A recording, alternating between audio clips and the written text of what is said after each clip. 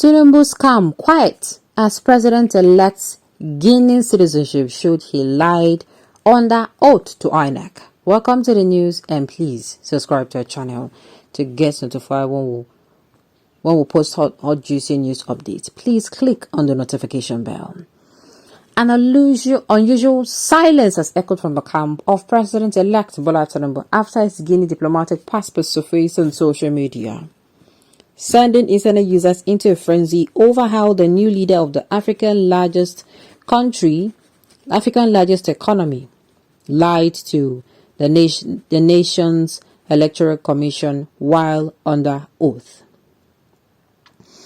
On Saturday night, minutes before midnight, the independent journalist David Honde uploaded images of a Guinean diplomatic passport bearing Bola Ahmed Tinubu on his Twitter account. The passport also carried Mr. Tinubu's image and said it was issued in October 2015, expiring 5 days later in October 2020. The passport was apparently issued to Mr. Tinubu while his Ali Alpha Conde was Guinean president. Mr. Tinubu had publicly claimed credit for helping Mr. Conde secure re-election in October 2015. The Guinean leader was ousted in the military coup in 2021.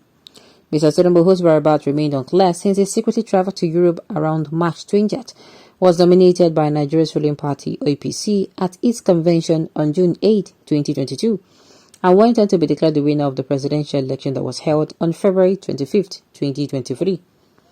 Mr. Tinubu's emergence as president-elect has been challenged by its two main challengers, Atiku Abubakar and P2B, in a battle that will drag up to the Supreme Court in a span over 240 days. The latest disclosure that the president-elect obtained Guinean citizenship has met a stringent silence from his surrogate. Dele Alake, Festus Kenyamo, and Bayo Nanaga, who are usually quick to defend their principle, but strong worded statements, have been oddly quiet, avoiding the matter. Multiple efforts to get comment from Mrs. Kenyamo and Nanaga fell through on Sunday. However, Mr. Alake said he had no comments about his principal dual citizenship and potential perjury charges for denying a foreign passport under oath. In the same vein, social media aides like Shegun Dada and Jubril Gawat have also been mysteriously quiet in a manner that is unlike the team known for its defensive rebuttals. The dual citizenship dimension, which has caused Mr. Tinubu to trend for hours on Twitter, would likely dominate public chatter amid the ongoing election petition trial because he is of potential legal actions that will be instituted over constitutional violations. Section 1371A of the Nigerian Constitution said, a person shall not be qualified to be president if he has voluntarily acquired the citizenship of a country other than Nigeria. Nonetheless, courts have reportedly interpreted that the section of the Constitution is inapplicable to a Nigerian-born or a citizen born either a Nigerian parent or both parents. Bukola Saraki was a two-term governor in Kwara State despite carrying British citizenship and went on to serve as Senate President. But the charge of perjury still looms over Mr. Tinubu, who in his Form EC9 application for the presidency told the Independent National Electoral Commission (INEC) that he never obtained citizenship for another country. Mr. Tinubu took no in response. Have you voluntarily acquired citizenship of any other country posed by INEC in the form? He also appended a signature on the form showing that the information given on the form was correct, true, and to the best of my knowledge. While it may not be an issue that Mr. Tinubu, who was born in Nigeria, carries dual nationality, he is expected to fight to excuse himself of perjury charges that will likely be brought against him. Mr. Tinubu faced a similar legal conundrum shortly after he was elected governor of Lagos in 1999. He had also made false claims about attending primary and secondary schools without presenting any evidence of such. He also claimed to have attended the University of Chicago, which also turned out false. However, he was not charged because he was already a serving governor and had constitutional immunity from criminal prosecution. He also claimed at the time that he did not knowingly make false claims on the INEC document, saying it was filled out on his behalf by his political ally Tokunbo Afikuyomi. Mr. Afikuyomi publicly admitted filling the forms for Mr. Tinubu, saying he merely assumed this principal attended the schools. It remains unclear whether the Labour Party and the People Democratic Party could introduce the argument to favour the prayers at the Presidential Election Petition Tribunal, where they are currently challenging the electoral process that gave Mr. Tinubu his win. The 21-day window for amending petitions has passed for both the PDP and Labour.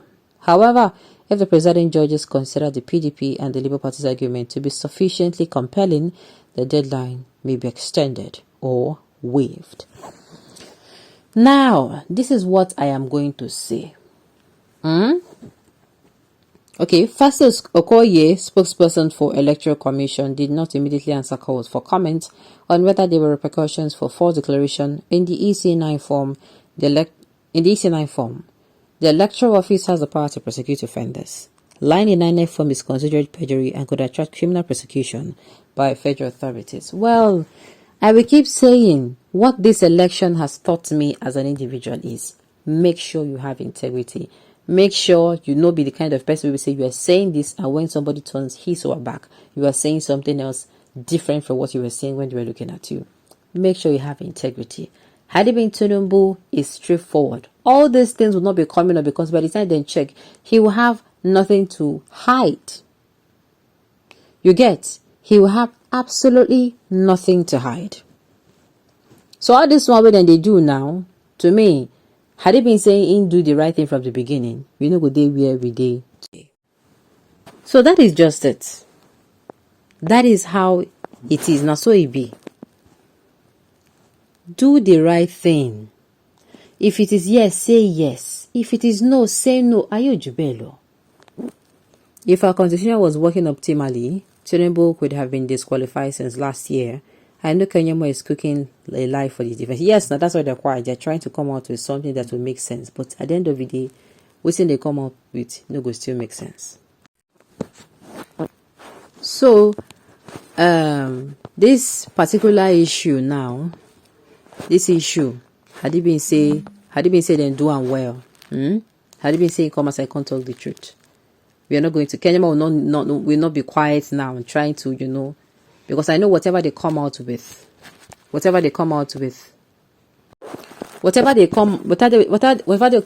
in their ears, it will sound fine. But by the time we've said and go talk them outside, the thing will come resemble another thing.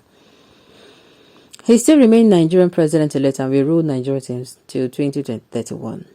They simply have nothing to say, but I kept on wondering, if not for hatred, why would a sensible person support this man with a multiple criminal record? My darling, it is their own selfish case. If you watch, everybody around him is jostling for one position or the other. Almost everybody around him. Is it Bayo? Is it, what's it called?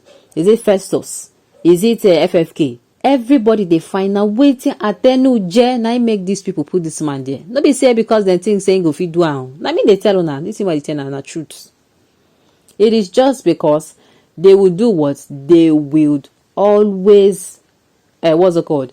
They will always. They are going to be looking. They are looking for what to eat. Positions, and the position is not that they want to come and work. They want to come and eat. Like say then they do feast. Alright, on this note, we have come to the end of the news. We say thank you for tuning in to listen. Until I come your way next time, enjoy the rest of your day.